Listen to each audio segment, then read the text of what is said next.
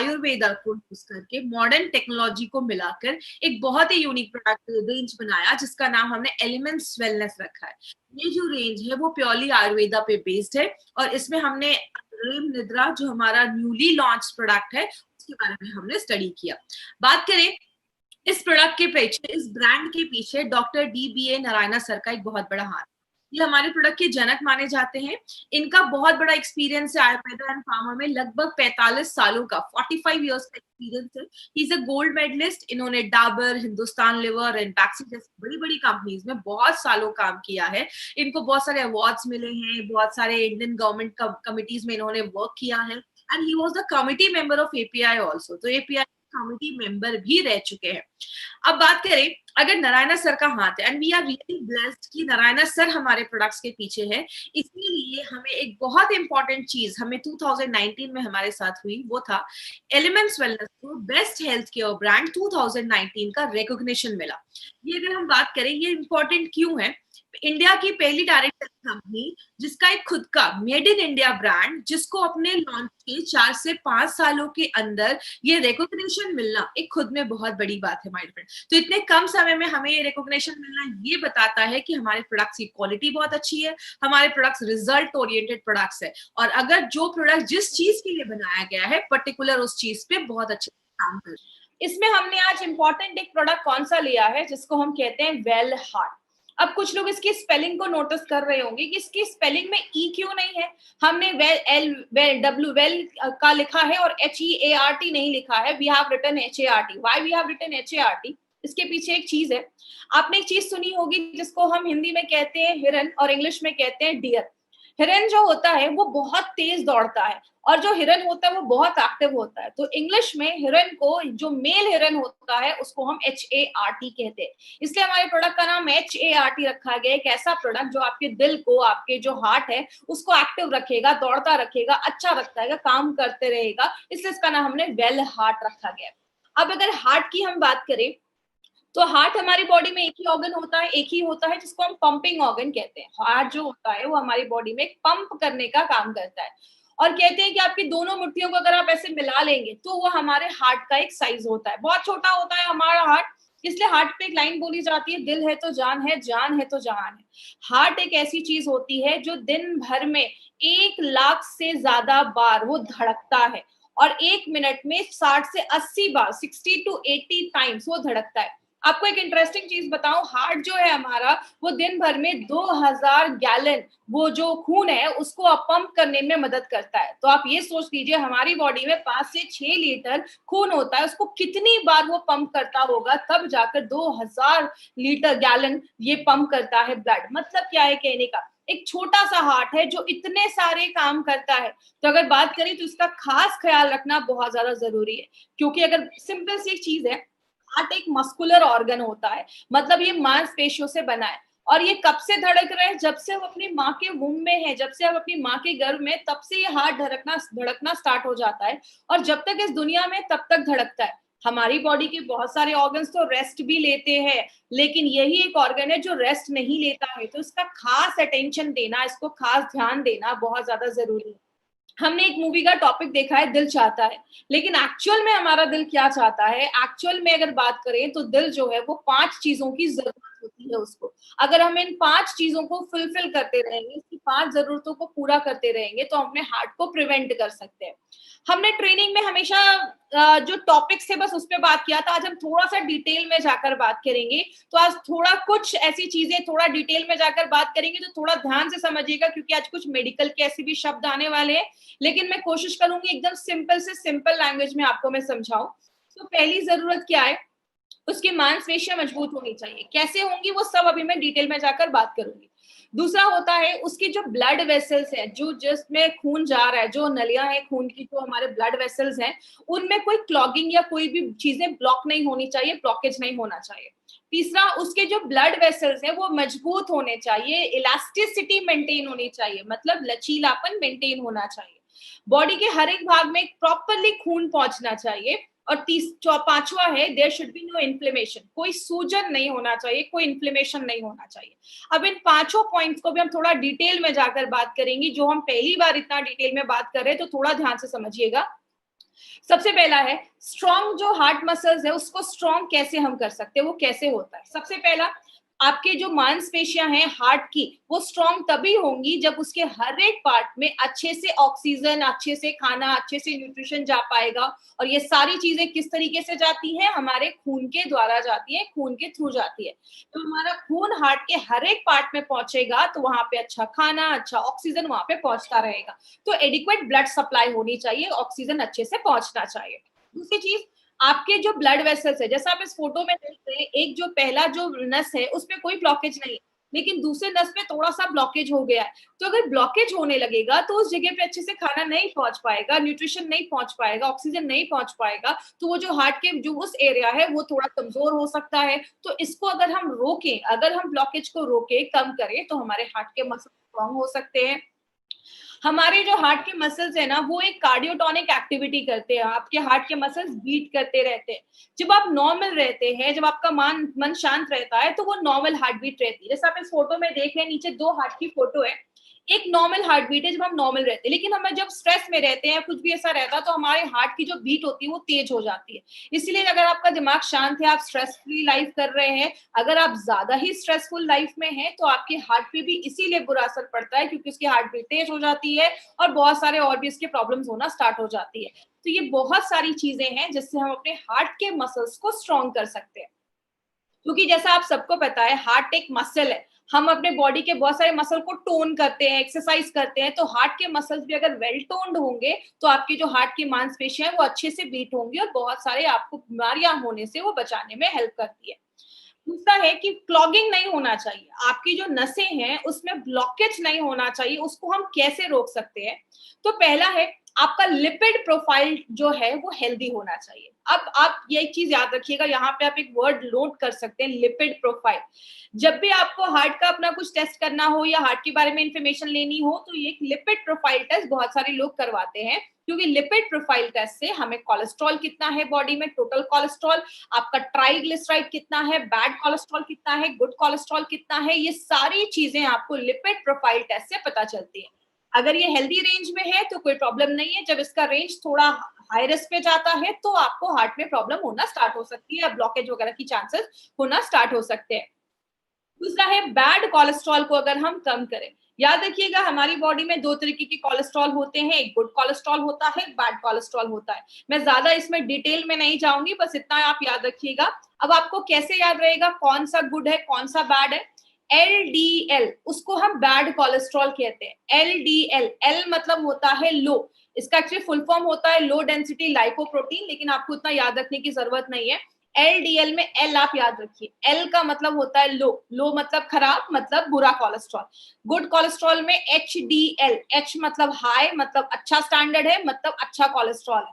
तो जब भी आप एल डी एल देखेंगे तो आप समझ जाइए कि ये बैड कोलेस्ट्रॉल को बता रहा है। तो हम अगर अपने बैड कोलेस्ट्रॉल को कम करें, अच्छा इसको गुड या बैड क्यों बोला जाता है? सिंपल सी एक चीज याद रखिएगा, गुड कोलेस्ट्रॉल जो हमारा एचडीएल है ना, वो क्या करता है, आपके बॉडी में जो एक्स्ट्रा कोलेस्ट्रॉल है या खराब कोलेस्ट्रॉल है, वो आपके लिवर तक लेकर जाने में मदद करता है और लिवर से वो हमारी बॉडी से बाहर निकल जाता है। तो वो आपकी बॉडी के लिए एक अच्छा काम कर रहा है, जो खराब चीज है उसको लिवर तक लेकर जा रहा है और आपकी बॉडी को हार्ट अटैक जैसी प्रॉब्लम से बचा रहा है, इसलिए उसको गुड कोलेस्ट्रॉल बोलते हैं। लेकिन जब बॉडी में बैड कोलेस्ट्रॉल बढ़ जाता है, तो ये क्या करता है, कोलेस्ट्रॉल को आपके आर्टरीज में, आपके जो नसों हैं उसमें लेकर जाने का काम करता है, जो आगे चल के ब्लॉकेज वगैरह बढ़ाने में मदद करता है। तो ये आपकी बॉडी के लिए बुरा काम कर रहा है, इसको बैड कोलेस्ट्रॉल हम कहते हैं। इंडियंस में एक प्रॉब्लम ज्यादा देखी जाती है जिसको हम ट्राइग्लिसराइड की प्रॉब्लम कहते हैं। इंडियंस में हार्ट अटैक का बहुत बड़ा कारण ये ट्राइग्लिसराइड की प्रॉब्लम की वजह से होता है। ये भी एक तरीके का फैट होता है। कहते हैं इंडियंस में ये प्रॉब्लम क्यों है, वो है हमारे मेथड ऑफ कुकिंग।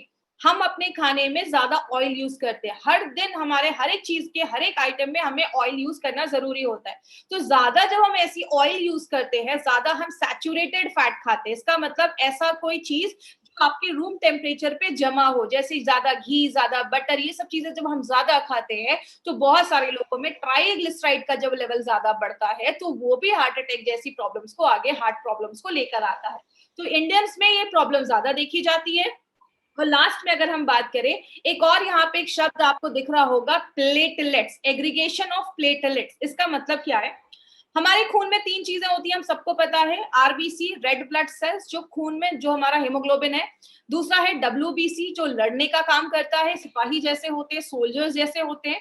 और तीसरी एक चीज होती है प्लेटलेट्स। जब भी आपको कोई कट लग जाता है, खून निकल रहा है, खून को बंद करने का काम ये प्लेटलेट्स करते हैं। तो होता क्या है, आपकी जो नसें हैं, आप फोटो में देखिए, जो नसें हैं उसमें प्लेटलेट जमना स्टार्ट हो जाता है।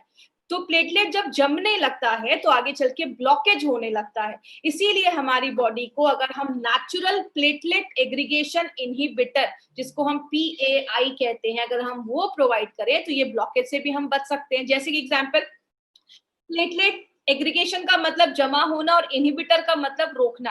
कोई ऐसी चीज जो आपके प्लेटलेट को जमा होने से अगर रोकती है तो वो नेचुरल तरीके से आपके ब्लड, जो आपका जो ब्लॉकेज वगैरह है, उसको हम रोक सकते हैं। तो ये कुछ तरीके हैं जिससे हम अपने जो ब्लॉकेज है उसको कम कर सकते हैं। लिपिड प्रोफाइल को हेल्दी रखना है, बैड कोलेस्ट्रॉल को कम करना है, ज्यादा ऑयली चीजें नहीं खानी है, और कोई ऐसी चीज जो आपके प्लेटलेट को जमने से रोके। अब जो तीसरी चीज है उसको हम कहते हैं, आपकी जो नसें हैं वो स्ट्रांग होनी चाहिए, मजबूत होनी चाहिए। क्योंकि आपको पता है हमारी बॉडी में बहुत सारी नसें होती हैं। कहते हैं 72,000 से ज्यादा हमारी बॉडी में नसें होती हैं, और लगभग 3 तरीके की नसें देखी जाती हैं। लेकिन बोला जाता है ये जो नसें हैं इसका लचीलापन होना जरूरी है। अब जैसे अगर बात करें, इसका लचीलापन कब खत्म होता है, इलास्टिसिटी कब खत्म होती है, जब अंदर चीजें जमने लगती है, वो सख्त होने लगती है, कड़ी होने लगती है। तो इसका लचीलापन अगर बरकरार रहेगा, नसों का लचीलापन बरकरार रहने से क्या होता है, आपके शरीर के हर एक भाग में खून पहुंचेगा। इसको अगर हम हार्ट, जैसा फोटो में देख रहे हैं, धीरे धीरे उसमें अंदर चीजें पीली पीली जमने लग रही है, मतलब वो जो ब्लड वेसल्स है वो आपका हार्ड होना स्टार्ट हो गया है। और इंडियंस में एक प्रॉब्लम क्या देखी जाती है, इंडियंस में वेस्टर्न कंट्रीज के हिसाब से जो ब्लड वेसल्स होते हैं, जो खून की नलियां होती हैं, वो थोड़ी सी नैरो होती हैं, पतली होती है। इसलिए इंडियंस में ब्लड प्रेशर और अगर बात करें कार्डियक प्रॉब्लम, हार्ट की प्रॉब्लम की केसेस ज्यादा देखे जाते हैं और दूसरी वेस्टर्न कंट्रीज के पॉपुलेशन की कंपैरिजन में। इसीलिए इंडियंस में ये इश्यूज ज्यादा देखा जा रहा है। चौथा जो तरीका है उसको हम कहते हैं प्रॉपर सर्कुलेशन होना चाहिए। आपकी बॉडी में हर जगह खून का संचरण होना चाहिए, खून पहुंचना चाहिए। कहते हैं 3 तरीके के ब्लड वेसल्स होते हैं हमारी बॉडी में। एक होता है आर्टरीज। आर्टरीज क्या करता है, आपके पूरे शरीर से खून, आपके जो हार्ट से खून लेकर पूरे शरीर में लेकर जाता है। और आर्टरीज के जो खून होते हैं उसमें ऑक्सीजन होता है, मतलब आपने जब सांस लिया, ऑक्सीजन हमारे फेफड़ों में गया, फेफड़ों से क्या होता है, वो ऑक्सीजन जो ब्लड होता है वो आपके हार्ट में जाता है, और हार्ट क्या करता है, उस ब्लड को जो ऑक्सीजन वाला है वो पूरे बॉडी में आर्टरीज के द्वारा पहुंचाने का काम करता है। अब आपके जो वेन्स होते हैं, नसें होती है, जैसा आप अपने हाथ में देखेंगे तो आपको अपनी ब्लू ब्लू नसें दिखती हैं आपके हाथ के ऊपर। ये क्या होता है, ये जो कार्बन डाइऑक्साइड हमारी बॉडी में जो बन रहा है, ये नसें वो कार्बन डाइऑक्साइड वाले खून को लेकर आपके फिर से हार्ट की तरफ जाती हैं, और फिर वो आपके लंग्स तक पहुंचता है, और लंग्स से वो कार्बन डाइऑक्साइड हमारे बॉडी से बाहर निकल जाता है। लेकिन कुछ पतली पतली भी नसें हमारे शरीर में होती है, जैसे आपकी आंख के पास की नसें, हाथ पैर की एंड की नसें में बहुत पतली नसें होती हैं, जिनको हम कैपिलरीज भी कहते हैं। ये आपके बाल जितनी पतली नसें होती हैं, तो आप समझ सकते हैं कि इतनी पतली नसें भी हमारी बॉडी में है। तो आपके जो ऐसे जो ऑर्गन है जहां पे बहुत पतली पतली नसें हैं, वहां पे ये जो कैपिलरीज है वो आपका ऑक्सीजन पहुंचाने में मदद करती है, और वहां से कार्बन डाइऑक्साइड जो है वो आपके वेन्स तक पहुंचाने में मदद करती है, जिसको हम माइक्रो सर्कुलेशन भी कहते हैं। जैसा आपने ध्यान दिया होगा, अगर आपने ध्यान से सुना होगा, मैंने आयुष श्वास में मुनक्का के ऊपर बात किया था कि मुनक्का हमारी बॉडी में माइक्रो सर्कुलेशन को बढ़ाता है। मतलब आपकी बॉडी के छोटे से छोटे पार्ट में भी ऑक्सीजन, न्यूट्रिशन, खाना पहुंचाने में मदद करता है। तो इसीलिए हमारी अगर कैपिलरीज मजबूत है तो हमारे शरीर के हर एक भाग में ऑक्सीजन पहुंचने में और खाने पहुंचने में प्रॉब्लम नहीं होगी। तो प्रॉपर सर्कुलेशन होना बहुत ज्यादा जरूरी है। अब लास्ट में जो ये टॉपिक है प्रिवेंट इन्फ्लेमेशन, इसके ऊपर थोड़ा सा ध्यान दीजिएगा। उसमें कुछ टेक्निकल वर्ड्स आएंगे, लेकिन मैं बहुत सिंपल भाषा में आपको समझाऊंगी, आपको सारे ये शब्द रटने की जरूरत नहीं है। हमारे हार्ट में इन्फ्लेमेशन होता है। इन्फ्लेमेशन का मतलब स्वेलिंग हो गया, इन्फेक्शन हो गया, सूजन हो गया, और बहुत सारी प्रॉब्लम्स को लेकर आता है। जैसे एक प्रॉब्लम होती है एंडोकार्डियाटिस। इसमें क्या होता है, इसको मैं आप सिंपल तोड़कर मैं आपको बताती हूँ। मैंने आपको पहले भी बताया था कि जो भी बीमारी जिसके नाम के पीछे आइटिस लगा हो, spondylitis, arthritis, otitis, tonsillitis, gastritis, इसका मतलब क्या होता है, उस एरिया में स्वेलिंग है, इन्फ्लेमेशन है। एंडोकार्डियाटिस का मतलब क्या हुआ, एंडो मतलब आपकी अंदर की लाइन, एंडो का मतलब होता है अंदर, कार का CAR का मतलब होता है कार्डियो, मतलब आपका हार्ट, आपके दिल की जो अंदर की जो लाइनिंग है, अंदर के जो आपके हार्ट की लाइनिंग है, उसमें अगर कुछ स्वेलिंग हो जाए, बहुत सारे कीटाणु हमारी बॉडी के अंदर जाते हैं, अगर उसमें से कोई कीटाणु आपके हार्ट के जो अंदर की लाइनिंग है उसमें चला जाता है, वहां पे इन्फेक्शन कर देता है, उसको हम एंडोकार्डियाटिस कहते हैं। मतलब अंदर की जो लाइनिंग है उसमें इन्फेक्शन अगर हो जाए तो उसको हम एंडोकार्डियाटिस कहते हैं। दूसरी चीज, मायोकार्डियाटिस का मतलब क्या होता है, आपकी जो मांसपेशियां हैं, मसल्स जो होते हैं आपके हार्ट की, उसको मेडिकल भाषा में मायोकार्डियम कहते हैं। तो उसमें अगर इन्फ्लेमेशन हो जाए, हार्ट की मांसपेशियों में अगर इन्फ्लेमेशन हो जाए, तो वो भी आगे चलकर, आपको पता है हर साल लाखों लोग इस प्रॉब्लम की वजह से आज मर रहे हैं। और तीसरा होता है पेरिकार्डियाटिस। इसका मतलब क्या होता है, पेरी का मतलब होता है बाहर की जो लाइनिंग होती है, जिसको आप पेरीफेरी भी सुना होगा आपने एक वर्ड, पेरीफेरी मतलब बाहर की लाइनिंग। तो हार्ट की जो बाहर की जो लाइनिंग होती है, बाहर के जो टिश्यू होते हैं, उसमें अगर इन्फ्लेमेशन हो जाए, उसमें अगर स्वेलिंग हो जाए, सूजन हो जाए, बैक्टीरिया का इन्फेक्शन हो जाए, या कोई भी ऐसी चीजें हो जाए, तो उसको हम पेरिकार्डियाटिस कहते हैं, बाहर की चीजों में अगर कुछ इन्फ्लेमेशन हो जाए। तो ये कुछ टेक्निकल वर्ड्स से, हमें इतना डिटेल में नहीं आपको याद रखना है, बस आपको मैं सिंपल थोड़ा सा एक्सप्लेन करने के लिए, डिटेल में जाने के लिए आज मैंने ये चीज बताई है। और अगर हम कुछ ऐसी चीजें लेते हैं जो एंटी इन्फ्लामेटरी, मतलब अगर स्वेलिंग इन्फेक्शन हो रहा है, उसको बचाने की कोई ऐसी चीज जो नेचुरल तरीके से काम करे, तो आपके हार्ट को अच्छा रखने में मदद करती है। जैसा मैंने आपको बताया, हार्ट बहुत सारे काम करता है, तो उसको हेल्दी रखने में हमें बहुत ज्यादा कुछ मेहनत करनी पड़ेगी। लेकिन बात करें, बहुत सारी चीजें हार्ट को खराब भी करती हैं, जैसे स्ट्रेस एक बहुत बड़ा कारण हो गया, जब हम ज्यादा स्ट्रेस लेते हैं, आपकी लाइफस्टाइल एक बहुत बड़ा कारण हो गया, हमारा खान पान ज्यादा, अगर हम बाहर का खा रहे हैं, ज्यादा ऑयली चीजें खा रहे हैं, बटर वगैरह ज्यादा खा रहे हैं, वो भी आपके हार्ट पे असर करता है। जब हम दिन भर में कोई एक्सरसाइज नहीं कर रहे, कुछ काम नहीं कर रहे हैं, जिसको बहुत सारे लोग पोटैटो कैफाट सिंड्रोम भी कहते हैं, आप बहुत ज्यादा बैठे हुए हैं, आप कुछ काम नहीं कर रहे हैं, तो ये भी एक इशू लेकर आता है। हेरिडिटी की प्रॉब्लम होती है, खानदानी भी हो सकता है, फैमिली में किसी को हार्ट अटैक की प्रॉब्लम है तो आपको भी हो सकती है। देखिए एक्चुअली मेरे हिसाब से अगर हम बात करें, हम इसमें हमेशा कहते हैं कि खानदानी प्रॉब्लम है, फैमिली में है, तो इसका मतलब ये नहीं है कि आपके दादा परदादा को है, आपके पापा को है तो आपको भी होगा। ये एक्चुअली प्रॉब्लम क्यों होती है, अगर किसी फैमिली में हमेशा से ऑयल ज्यादा खाया जा रहा है, तो उसके हर एक जनरेशन को ये प्रॉब्लम होगी। अगर किसी के पापा को ये प्रॉब्लम है, लेकिन जो जनरेशन है वो प्रिकॉशन ले रही है, वो ज्यादा ऑयल नहीं खा रही है, वो एक हेल्दी लाइफस्टाइल मेंटेन कर रही है, तो हम इस हेरिडिटी की चेन को ब्रेक भी कर सकते हैं। तो इसका मतलब ये नहीं कि आपको हार्ट अटैक की प्रॉब्लम पेरेंट्स को है तो आपको 100% होगी, आप उसको प्रिवेंट भी कर सकते हैं। और लास्ट में अगर बात करें, एक्सेस ऑफ ट्राइग्लिसराइड, हमने पहले भी बात किया था। ट्राइग्लिसराइड भी एक तरीके का एक फैट है, जो हमारी बॉडी में, जब हम ज्यादा ऑयल एक्सेस चीजें ऐसी खाते हैं, तो जो इंडियंस में एक बहुत बड़ा रीजन है, तो ये भी एक बहुत बड़ी प्रॉब्लम है। तो इंडियंस में जो मेन प्रॉब्लम है ट्राइग्लिसराइड की, हम आज उस पे काम कर रहे हैं। याद रखिएगा, इसीलिए हमारी कंपनी ने एक नोवेल फॉर्मूला निकाला है, और ऐसा फॉर्मूला आपको मार्केट के किसी भी प्रोडक्ट में नहीं मिलेगा। और उस फॉर्मूले को बताने से पहले एक चीज मैं आपको बताऊं, हम कैसे पता करेंगे कि हमारा जो हार्ट है वो हेल्दी नहीं है। तो कुछ सिम्टम्स आपको मैं स्क्रीन पे दिखा रही हूँ। पहला सिम्टम है शॉर्टनेस ऑफ ब्रेथ, आपको बहुत ज्यादा आपको सांस लेने में प्रॉब्लम देखी जाएगी, आपको चेस्ट पेन होना स्टार्ट हो सकता है, सीने में कभी कभी दर्द स्टार्ट हो सकता है, नोजिया या वॉमिटिंग जैसी प्रॉब्लम हो सकती है, कभी कभी बहुत ज्यादा आपको नोजिया या जी मचलना, जिसको हम हिंदी में कहते हैं, या उल्टी जैसी प्रॉब्लम हो रही है, डिजीनेस हो सकता है, कभी कभी चक्कर आ सकता है। हार्ट की जो पेशेंट्स होते हैं, कभी कभी उनको बहुत ज्यादा स्वेटिंग स्टार्ट हो गया है, एंजाइटी होती है, चेस्ट में पेन हो सकता है, ऐसे बहुत सारे सिम्टम्स है। तो आपको कभी भी ऐसा फील होना स्टार्ट हो ना कि शॉर्टनेस ऑफ ब्रेथ है, सांस लेने में तकलीफ हो रही है, थोड़ा सा भी सीढ़ियां चढ़ रहे हैं तो हांफने लग रहे हैं, आप सबसे पहले अपना लिपिड प्रोफाइल टेस्ट जरूर करवाएं। लिपिड प्रोफाइल टेस्ट से आपको पता चलेगा कि कोलेस्ट्रॉल, ट्राइग्लिसराइड, बैड और एचडीएल जो है वो रेंज में है या नहीं। तो ये टेस्ट से हमें ये सारी चीजें पता चलती है।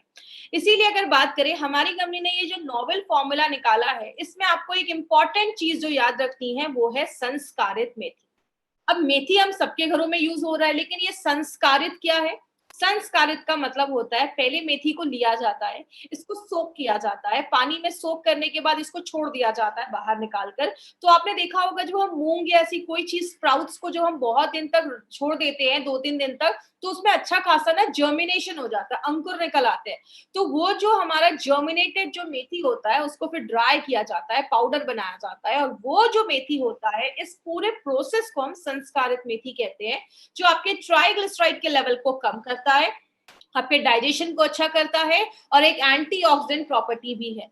दूसरी जो इंपॉर्टेंट चीज है जो एक सिनर्जिस्टिक वे में काम करती है, अर्जुना बार्क और पुष्कर मूल जब एक साथ डाला जाता है, अर्जुन को आपको पता होगा, अर्जुन एक ऐसे वॉरियर थे जिनका कभी कोई जो एरो होता, जो बाण होता था, कभी मिस नहीं होता। अगर उन्होंने किसी को टारगेट बनाया है तो उस पर हिट करेगा ही करेगा। इसीलिए अर्जुना बार्क जो है वो आपके हार्ट के हेल्थ को अच्छा रखने में मदद करता है। और अर्जुना, इसलिए इसका नाम अर्जुना बार्क रखा गया, क्योंकि अगर इसने हार्ट को टारगेट किया तो हार्ट पे ही जाकर काम करता है और हार्ट को बहुत अच्छा स्ट्रॉन्ग करता है। तो अर्जुना बार्क के साथ जब हम पुष्कर मूल डालते हैं तो आपके मसल्स को स्ट्रॉन्ग करता है, उसको टोन करता है, और आपके जो मांसपेशियां हैं वो अच्छे से धड़कती हैं। दूसरी, इलास्टिसिटी ऑफ ब्लड वेसल को मेंटेन करता है, आपके जो नसें हैं उसके लचीलेपन को मेंटेन करता है। पीएआई एक्टिविटी का मतलब प्लेटलेट एग्रीगेशन इनहिबिटर, प्लेटलेट के जमने से जो ब्लॉकेज हो रहा था उसको भी रोकने में मदद करता है। याद रखिएगा माय फ्रेंड, मार्केट में ऐसी बहुत सारी मेडिसिन जो दी जाती है उसके साइड इफेक्ट्स देखे जाते हैं, और कोलेस्ट्रॉल को कम करने में भी मदद करता है। और लास्ट में हमने 3 जो जड़ी बूटियां इसमें डाली हैं, जिसको हम कहते हैं मुनक्का, सतावरी और गुड़ुची। ये जो 3 चीजें हैं वो क्या करती हैं, बायो एबिलिटी का काम करती है, मतलब और जो हमने जड़ी बूटियां डाली हैं उसके जो एब्जॉर्प्शन की कैपेसिटी है या बायो एबिलिटी है उसको बढ़ाने में मदद करती है। आयुर्वेदिक टर्म्स में योग वाही जैसा वर्क करती है। आगे बात करें किसको देना है, सबसे पहले जो भी 30 इयर्स के ऊपर है आप उनको ये प्रोडक्ट दे सकते हैं जिनकी एक हेक्टिक लाइफस्टाइल है, या जैसे कभी कभी आपने देखा होगा 25 साल के हैं लेकिन हार्ट अटैक आ गया, 25 साल के हैं लेकिन कार्डियक अरेस्ट हो गया, मतलब एज तो उनकी कम है लेकिन हार्ट की कंडीशन ज्यादा हो गई है। मतलब आपकी जो क्रोनोलॉजिकल एज है, मतलब जो आपका पासपोर्ट पे आपका एज है जिस दिन आप पैदा हुए, जो आपकी एक्चुअल डेट ऑफ बर्थ है। बायोलॉजिकल एज का मतलब कुछ लोगों की एज तो कम होती है लेकिन उनका जो हार्ट का कंडीशन है वो ज्यादा है। ये कारण है, आपकी जब अंदर की कोशिकाएं ज्यादा एजिंग ज्यादा होने लगती है उनकी, तो आपका हार्ट जो होता है वो वीक होने लगता है, तो कम एज में ये प्रॉब्लम होने लगती है। तो आपकी जो बायोलॉजिकल एज है उसको आपकी क्रोनोलॉजिकल एक्चुअल एज से ये अलाइन करता है, उसको एक जैसा करता है। अगर आप 40 साल के हैं तो आपकी हार्ट की कंडीशन जैसी होनी चाहिए, अगर आप रेगुलर यूज करते हैं तो उसको वैसा रखता है। कोलेस्ट्रॉल और ट्राइग्लिसराइड के लेवल को बैलेंस करता है, प्लेटलेट को जमने नहीं देता है, और अगर बात करें आपकी मांसपेशियों को मजबूत करता है। जैसा हमने देखा हमारी 5 जरूरतों को ये प्रोडक्ट काम करता है। और याद रखिएगा मार्केट में ऐसी कोई भी मेडिसिन नहीं है, मार्केट में आपके खून को पतला करने के लिए एस्पिरिन जैसी मेडिसिन दी जाती है, प्लेटलेट को कम करने के लिए एंटी प्लेटलेट वाली मेडिसिन भी दी जाती है, तो प्लेटलेट को जमने नहीं देती है, बीटा ब्लॉकर्स ऐसी मेडिसिन दी जाती है जो आपके हार्ट को थोड़ा सा स्लो कर देती है, जिसके साइड इफेक्ट्स देखे जाते हैं अगर आप लंबे समय तक यूज कर सकते हैं, और आपकी आर्टरीज में जमने से उसको हार्ड होने से रोकता है। आपने देखा होगा बहुत सारे लोगों को कभी स्टंट लगा है तो फिर से उनको ब्लॉकेज के चांसेस देखे जाते हैं, तो जहां पे स्टंट लगा है वहां पे फिर से जो ब्लॉकेज के चांसेस हैं वो होना के चांसेस जो होते हैं वो इंक्रीज हो जाते हैं, फिर से होने के चांसेस होते हैं। तो अगर कभी किसी को ऐसा हुआ है ऑपरेशन करवाने के बाद 2-4 महीने हो गए हैं तो आप उनको भी अपना वेल हार्ट रिकमेंड कर सकते हैं। लेडीज और जेंट्स दोनों ले सकते हैं, और अगर जिनको भी हार्ट की प्रॉब्लम है वो भी इसको रिकमेंड कर सकते हैं, ले सकते हैं। बस एक चीज याद रखिएगा, जब भी किसी को आप ये प्रोडक्ट दें तो देने से पहले एक लिपिड प्रोफाइल टेस्ट करवा ले, और लगभग 12 हफ्तों के बाद 3 से 4 महीने के बाद फिर से लिपिड प्रोफाइल को एक बार टेस्ट करें। इससे आपको पता चलेगा कि आपका नॉर्मल जो आपका कोलेस्ट्रॉल लेवल, ट्राइग्लिसराइड लेवल कितना मेंटेन हुआ है। तो ये रिपोर्ट अपने पास जरूर रखिएगा। किसको देना है, 40 साल के ऊपर के लोगों को दे सकते हैं, 25 से 40 साल के बीच में और एक फैमिली हिस्ट्री है आप उनको भी ये प्रोडक्ट दे सकते हैं। हल्का फुल्का हार्ट का इशू लगता है, जैसा मैंने आपको जो सिम्टम्स बताए, शॉर्टनेस ऑफ ब्रेथ है या चेस्ट पेन है, उधर भी आप दे सकते हैं, और जितनी जल्दी आप स्टार्ट कर देंगे उतना आपके लिए अच्छा है। तो 25 साल के भी हैं अगर आप, तो भी साल में इसको 3-4 महीने ले सकते हैं। लेना कैसे, सुबह एक कैप्सूल नाश्ता करने के बाद और रात में कैप्सूल खाना खाने के बाद, दिन में 2 बार लेना है, सुबह शाम आपको लेना है, आफ्टर योर मील खाना खाने के बाद लेना है। इसकी मार्केट अपॉर्चुनिटी की अगर हम बात करें, बोला जाता है, ये जो आप पेज देख रहे हैं ये WHO का पेज है। WHO की पहली लाइन ही क्या है, cardiovascular diseases are the number 1 cause of death globally. मतलब क्या है, हर साल लगभग 17 से 18 मिलियन लोग हर साल से कार्डियोवास्कुलर मतलब दिल की बीमारियों की वजह से आज उनकी डेथ हो रही है। तो नंबर 1 कारण बन चुका है। और इंडिया में ऐसे जो प्रोडक्ट जो हमारे हार्ट के सोल्यूशन को लेकर आते हैं, उसका जो अगर मार्केट की बात करें तो 5,000 करोड़ से भी ज्यादा है। तो आप समझ सकते हैं वेल हार्ट का हमारा कितना बड़ा मार्केट हो सकता है अगर हम इसको सही तरीके से लोगों तक इन्फॉर्मेशन अगर हम उनको पहुंचा सके, क्योंकि एक आयुर्वेदिक प्रोडक्ट इसका कोई आपको साइड इफेक्ट वगैरह नहीं है और नेचुरल तरीके से आपके हार्ट को प्रोटेक्ट करता है। किधर नहीं देना है, हार्ट अटैक आया है उस टाइम पे आपको, कभी कभी कुछ लोगों को अचानक एंजाइना की प्रॉब्लम होती है, बहुत ज्यादा हार्ट की दर्द होने लगता है, चेस्ट पेन होने लगता है, उस टाइम पे अगर किसी को हार्ट अटैक आया है तो वेल हार्ट नहीं खिलाना है, इमीडिएटली डॉक्टर के पास लेकर जाना है। ज्यादा ब्लॉकेज हो गया है तो डॉक्टर के पास लेकर जाइए। अगर कोई हार्ट की मेडिसिन ले रहा है, कोई भी ब्लड थिनिंग एजेंट ले रहा है, तो उसको रिप्लेस करके आपको ये प्रोडक्ट नहीं देना है। उसके साथ आप दे सकते हैं, 1 घंटे का गैप मेंटेन रखिएगा, बट आपको कभी भी किसी की दवा को बंद नहीं करवाना है। आप डॉक्टर नहीं है किसी की दवा को बंद करवाना है। अगर किसी का बाईपास वगैरह हुआ है तो डॉक्टर से कंसल्ट करने के बाद ही, क्योंकि उस टाइम उनके बहुत सारी हेवी मेडिकेशन है, तभी आपको ये प्रोडक्ट देना है। तो ये था हमारा इल हार्ट है, उसको अच्छा करता है, वेल हार्ट करता है, इसलिए इसका नाम वेल हार्ट रखा गया है।